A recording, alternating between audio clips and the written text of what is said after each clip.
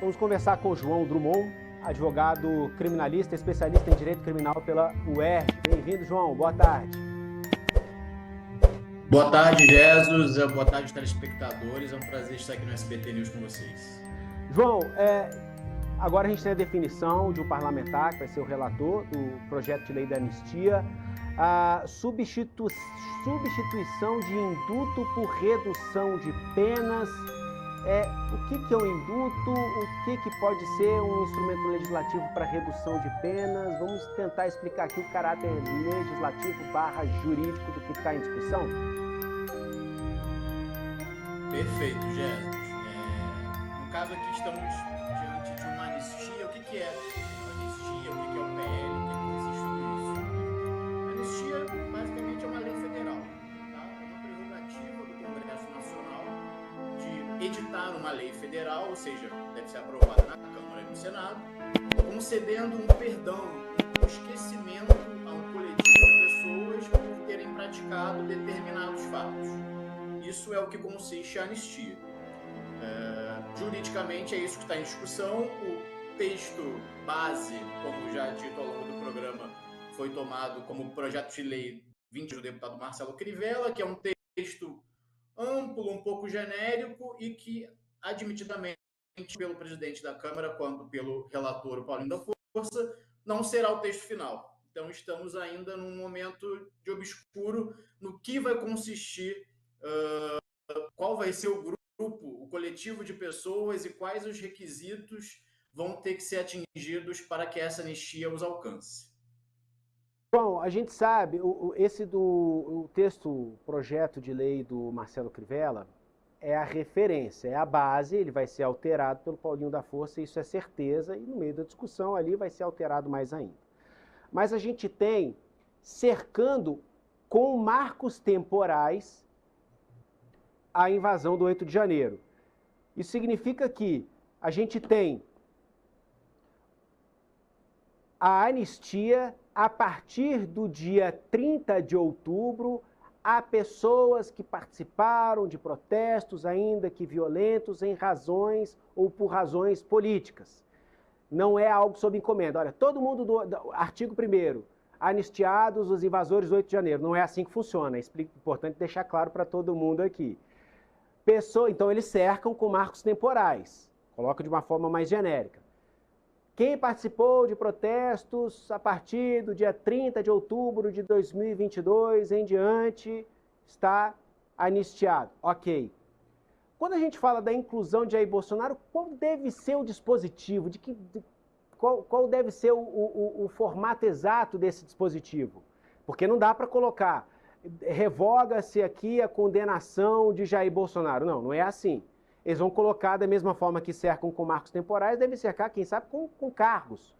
Inclusive, anistiados também políticos que durante esse período exerciam cargos públicos, etc, etc. Como é que você imagina que pode ser a formatação desse texto para que haja a inserção do ex-presidente no rol de beneficiados? Excelente pergunta, Jesus. Eu acho que para pensarmos no formato do texto que pretensamente atingirá a cúpula acusada junto com tanto o presidente Jair Bolsonaro quanto o restante da cúpula e também os manifestantes do 8 de janeiro, nós precisamos ter em mente as restrições que a própria Constituição prevê à anistia, né? O que a Constituição expressamente, literalmente dispõe como restrições são crimes de terrorismo, crimes equiparados a hediondos ou equiparados a hediondos, né? Como, por exemplo, o tráfico foi posteriormente equiparado a um crime hediondo. A Constituição não fala expressamente dos crimes pelos quais o presidente Jair Bolsonaro e manifestantes do 8 de janeiro foram condenados. O crime de tentativa de abolição violenta do Estado Democrático e o crime de tentativa de golpe de Estado. E esse será o ponto central, né? Acho que provavelmente essa questão chegará ao Supremo Tribunal Federal, se provocado, e certamente será provocado, por meio de caso o projeto de lei seja aprovado, isso poderia ser impugnado por meio de uma ação de inconstitucionalidade, e o Supremo será provocado a decidir se esses crimes poderiam retoricamente ser equiparados a essa restrição que o artigo 5º da Constituição prevê, de anistia a crimes hediondos ou equiparados a hediondos. Teria que ser feito uma acomodação para trazer esses crimes para dentro do espectro da anistia. Quer dizer, na verdade, o contrário, para retirá-los do espectro da anistia, né? Pois eles, expressamente no tribunal, não estão vedados, não estão proibidos. João, é certo que o Supremo Tribunal Federal vai ser provocado, e é certo, né? Venhamos e convenhamos. É bem previsível o que vai acontecer. O Supremo Tribunal Federal ainda, primeiro Lula vai vetar, e se o veto for derrubado, a lei entrar em vigor, for promulgada, o Supremo Tribunal Federal vai ser provocado e vai derrubar.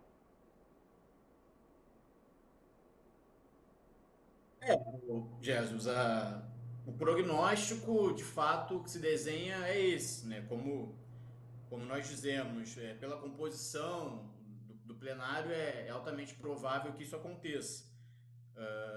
Mas tudo, acho que vai depender do alcance que essa anistia vai impactar. Nós acabamos de assistir aqui a fala do relator do projeto de lei, Paulinho da Força, dizendo que não há nenhuma possibilidade de uma anistia, entre aspas, ampla, geral e restrita, o que todos sabem, uma anistia que incluísse ali o presidente Jair Bolsonaro e seus aliados. Ele reporta a manifestação do governo, né, da base do governo, de que seria inconcebível. Do outro lado, ele também reporta uma manifestação da oposição dizendo que não abre mão desse formato. E, em meio a isso tudo, surge uma especulação de uma anistia branda, light, que passaria apenas por uma redução de pena, por um ajuste de dosimetria aos condenados do 8 de janeiro. Então, sim, concordo. Tudo isso para dizer que eu concordo com a sua ponderação. Certamente isso chegará ao Supremo Tribunal Federal, mas não sabemos ainda em que alcance, né, em que medida o Supremo terá que se manifestar. João Drummond, advogado criminalista, especialista em direito criminal pela UERJ. Agradeço demais pela participação ao vivo aqui no Poder Expresso, que segue de portas abertas para você. Até uma próxima oportunidade. Até breve, Jesus. Obrigado a todos.